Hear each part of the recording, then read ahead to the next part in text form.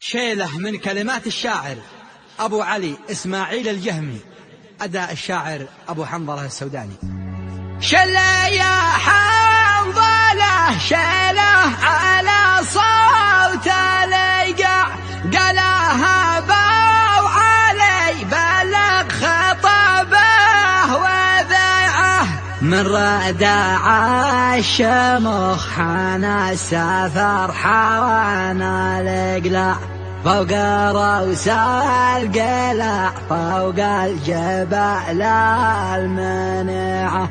فوق رؤوس القلع فوق الجبال على قناة أبو شوق الدمي.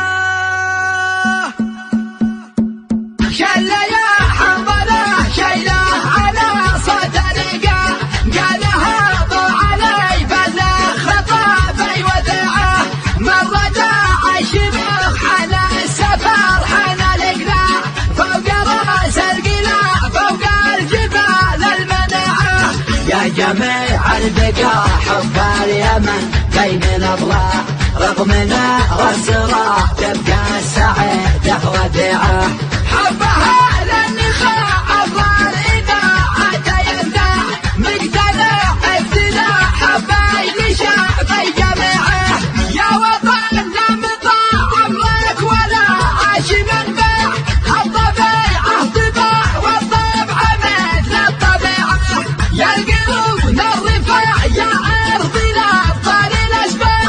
الوداع الوداع يا أهل العقول البديعة، الوطن ضاع والحرب في الجو والقاع، والنتيجة ضياع وأحوال مرة فظيعة، كم وكم تهجيع بالأمس واليوم والساعة، عقدوا اجتماع عاجل وقمة سريعة، ليش هذا النزاع والحارب ضاع اليمن ضاع،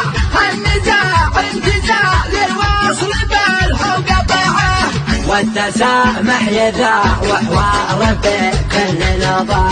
بعدها الاقتراع يرجع بنا للطليعة، ما نشد الشراع نحو التصالح بالإجماع،